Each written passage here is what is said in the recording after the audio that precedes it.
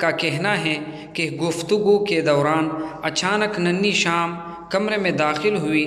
ہر وقت چہچہاتی شام کے معصوم چہرے سے مسکراہٹ رخصت ہو چکی ہے۔ قدموں میں لرزش، آنکھوں میں ہیبت اور چہرے پر بے بسی کی لکیریں۔ اب وہ ہر وقت ماں کے دامن سے چمٹتی رہتی ہیں کہ کہیں وہ بھی بابا کی طرح اسے چھوڑ نہ جائے۔ مگر یہ غزہ ہے جہاں وصل کے فصل میں بدلتے دیر نہیں لگتی۔ صبح ماں باپ کا سائبان سلامت اور شام کو یتیمی کی چادر تنی ہوئی۔ شام ماں کے دامن سے ایسے لپٹی رہتی ہیں جیسے کوئی کشتی طوفان میں لنگر تلاش کرے۔ بیان کا بیان ہے کہ شام بضد ہے کہ مجھے اپنا پاپا سے ملنا ہے۔ اس کے اصرار پر میں اسے انس شریف کے خیمے میں لے گئی جہاں شام نے اپنے پاپا کو تلاش کیا، مگر وہاں نہ خیمہ تھا نہ خیمے کا مکین۔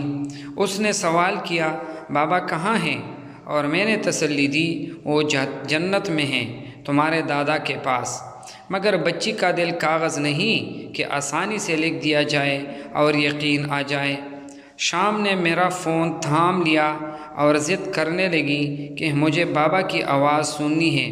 میں نے ٹوٹتے دل کے ساتھ کہا، بابا تکے ہوئے ہیں میری جان، وہاں آرام کر رہے ہیں، اس لیے فون اپنے ساتھ نہیں لے گئے۔ مگر یہ کہانی شام کو مطمئن نہ کر سکی، بالکل اسی طرح جیسے وہ لمحہ جب رخصتی پر اس کے سامنے ایک اسٹریچر پر بے جان جسم رکھا گیا تھا۔ اس نے سوالیہ لہجے میں کہا تھا، یہ بابا نہیں، بابا تو اپنے پیروں پر چل سکتے ہیں۔ انس کی اہلیہ بیان نے بتایا، شام ہمیشہ اپنے بابا انس سے پوچھتی تھی کہ وہ ہمارے ساتھ کیوں نہیں رہتے۔ انس جواب دیتے، بیٹی دشمن مجھے مار دینا چاہتا ہے، تو شام معصومیت سے انہیں گلے لگاتی، دونوں ہاتھوں سے ان کا چہرہ تھام لیتی اور کہتی، بابا نہ ڈریں، وہ آپ کو ہرگز نہیں مار سکیں گے۔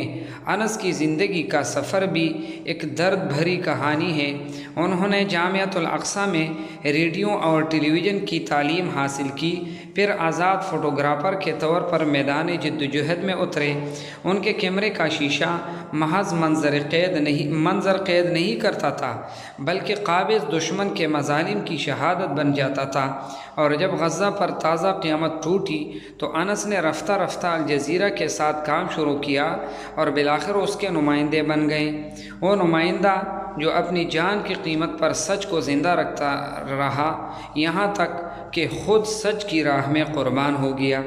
انس کی کہانی محض ایک صحافی کی نہیں، بلکہ ایک باپ کی، ایک شوہر کی اور ایک عاشق وطن کی کہانی ہے۔ مگر سب سے بڑھ کر یہ ایک ننھی شام کی ادھوری مسکراہٹ کی کہانی ہے جو آج بھی بابا کی آواز سننے کے لیے ماں کا فون تھامے بیٹھی ہے اور تڑپ رہی ہے۔ بیان کے مطابق انس پہلے ہی ایک صاحب پیغام انسان تھے، توانائی سے بھرپور، مخلص اور نڈر۔ میں نے انہیں ابھارا کہ وہ الجزیرہ کا حصہ بنے کیونکہ میں جانتی تھی کہ وہ حق کی تصویر بہتر طور پر دنیا کے سامنے رکھ سکتے ہیں۔ بیان مزید کہتی ہیں، جب انس الجزیرہ میں شامل ہوئے تو انہوں نے سمجھا کہ اللہ نے انہیں ایک ایسا پلیٹ فارم دیا ہے جس پر وہ مظلوموں کی آوازیں بنیں، اور ان پر لازم ہے کہ اس امانت کو بہترین طریقے سے نبھائیں۔ مگر جلد ہی دھمکیوں کا سلسلہ شروع ہو گیا۔ ایسے میں بیان انہیں حوصلہ دیتی اور تنبیہ کرتی، انس احتیاط سے، بلا خطرہ کام کیجیے، یاد رکھیں ہم سب کو آپ کی ضرورت ہے۔ اور انس جواب دیتے، اللہ ہی محافظ ہے اور ہمیں وہی کچھ پہنچے گا جو اس نے ہمارے لیے لکھ دیا ہے۔